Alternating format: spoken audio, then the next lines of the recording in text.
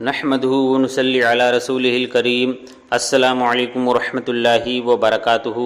اعلیٰ حضرت فاؤنڈیشن کی جانب سے عقائد کورس کروایا جا رہا ہے، جس کا یہ 8واں دن ہے۔ ہم نے عقیدہ توحید کے بہت سارے ٹاپک پر بات کی ہے۔ اب آئیے ہم ایک اور ٹاپک کی طرف بڑھتے ہیں۔ عقیدہ توحید میں ہی یہ ٹاپک ہے۔ اللہ تعالی ہر عیب سے پاک ہے، ٹھیک ہے۔ جس طریقے سے ہم عام انسانوں میں عیب ہوتے ہیں نا، تو یہ جو عیب جیسے جھوٹ بولنا، غیبت کرنا، دھوکہ دینا، بے ایمانی کرنا، ظلم کرنا، بھولنا، ہنسی مذاق کرنا، گناہ کرنا وغیرہ، تو ان سب عیبوں سے اللہ تعالی پاک ہے۔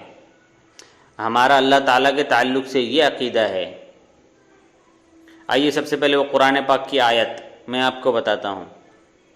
اعوذ باللہ من الشیطان الرجیم، بسم اللہ الرحمن الرحیم۔ ان اللہ علی کل شیء قدیر، اللہ تعالی ہر شے پر قادر ہے۔ اللہ تعالی ہر شے پر قادر ہے۔ اب اس سے مراد کیا ہے کہ اگر کوئی بے وقوف انسان ہوگا تو وہ اس آیت کو اس طریقے سے سمجھے گا کہ اللہ تعالیٰ جب ہر شے پر قادر ہے تو معاذ اللہ اللہ تعالیٰ جھوٹ بھی بول سکتا ہے، استغفر اللہ۔ اور یہی بے وقوفی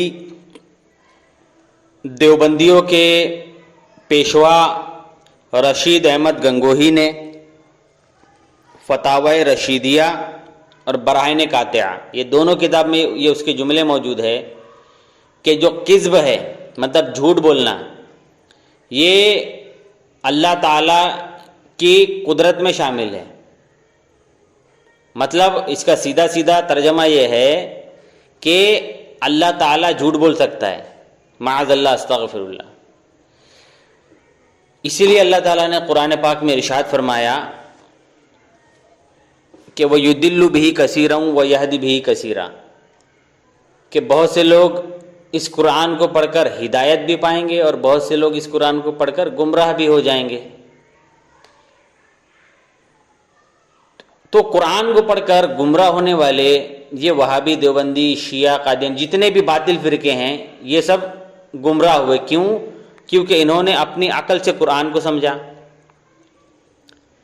جبکہ اس آیت کا مطلب یہ ہے ان اللہ علی کل شیء قدیر کا، کہ اللہ تعالی ہر شے پر قادر ہے جو اس کے شان کے لائق ہے، اور اللہ تعالیٰ کی یہ شان نہیں کہ اس کی ذات میں کوئی عیب ہو۔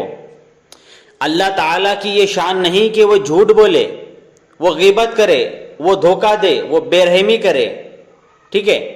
لیکن یہ کچھ دیوبندیوں نے اور کچھ وہابیوں نے اس طریقے کی بہت سارے غلط عقائد پھیلائے ہوئے ہیں، اور معاذ اللہ اللہ تعالیٰ کو انہوں نے جھوٹ بولنے والا تک لکھا ہے کہ اللہ تعالیٰ جھوٹ بول سکتا ہے، معاذ اللہ۔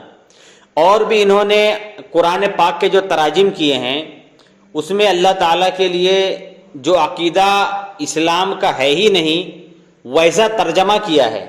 اب ایک عام انسان جو ترجمہ پڑھے گا تو وہ کیا سمجھے گا کہ اگر اس میں ایسا لکھا ہے تو یہی ہوگا۔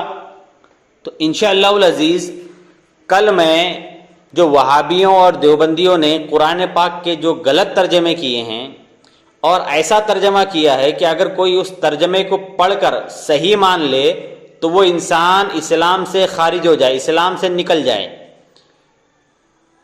جس کی آج میں نے آپ کو یہ بتایا کہ یہ دیوبندیوں کا عقیدہ ہے کہ اللہ تعالیٰ جھوٹ بول سکتا ہے، اور آیت وہ لوگ پیش کرتے ہیں۔ اس کا مطلب کیا ہو گیا کہ غلط عقیدے کو گڑھنے کے لیے بھی قرآن پاک کا سہارا لیا جا رہا ہے۔ تو آج ہم کو آنکھ کھول کر کے دیکھنا ہے کہ کون سا مولوی وہابی ہے، کون سا مولوی دیوبندی ہے، اور کون سا سنی ہے۔ تو جو سنی مولوی ہے، سنی مولانا ہے، سنی عالم ہے، سنی مفتی ہے، جو سنی خطیب ہے، انہی کے بیان سنے جائے، انہی کی کتابیں پڑھی جائے، انہی سے جو بھی سوال پوچھنا ہے پوچھا جائے۔ نہیں تو یہ لوگ قرآن اور حدیث کو دکھا کر کے آپ کو گمراہ کریں گے، غلط مطلب نکالیں گے، ٹھیک ہے۔ اس کا وہ مطلب نہیں ہوگا جو یہ بتا رہے ہوں گے۔ اس لیے کہا جاتا ہے کہ بد مذہبوں کے پاس نہ بیٹھو، نہ ان کی صحبت میں رہو، نہ ان کے بیانات سنو، نہ ان کی کتابیں پڑھو۔ کیوں؟ کیونکہ آپ کے پاس اتنا علم نہیں ہے کہ آپ صحیح اور غلط کا فیصلہ کر پائیں۔ سیدی اعلیٰ حضرت رحمۃ اللہ علیہ کے پاس ایک آدمی آیا اور وہ کہنے لگا کہ آپ نے جو دیوبندی مولویوں پر جو کفر کے فتوے لگائے ہیں ان کی گستاخیوں کی بنا پر، تو وہ کون سی کتاب میں ان کی یہ عبارت موجود ہے، آپ مجھے بتائیے، میں خود پڑھوں گا۔ تو سیدی اعلیٰ حضرت رحمۃ اللہ علیہ نے اس آدمی سے ایک سوال پوچھا کہ کیا تم نے عقائد اہل سنت کا علم حاصل کیا؟ تو اس نے کہا کہ نہیں۔ تو سیدی اعلیٰ حضرت رحمۃ اللہ علیہ نے کہا کہ جب تم نے عقائد اسلام، عقائد اہل سنت کا علم حاصل ہی نہیں کیا تو تم کیسے فیصلہ کر پاؤ گے کہ یہ جملہ ان کا صحیح ہے یا غلط ہے، عقیدہ اسلام کے مطابق ہے یا عقیدہ اسلام کے خلاف ہے، عقیدہ اہل سنت کے مطابق ہے یا عقیدہ اہل سنت کے خلاف ہے؟ تو اس لیے کہا جاتا ہے کہ عقیدے کا علم ضرور حاصل کرو، تبھی آپ اپنا ایمان بچا سکتے ہو، نہیں تو بہت سارے ایمان کے لٹیرے مارکیٹ میں گھوم رہے ہیں، آپ اگر ان کے چنگل میں پھنس گئے تو آپ کا ایمان برباد ہونے کا خطرہ ہے۔ السلام علیکم ورحمۃ اللہ وبرکاتہ۔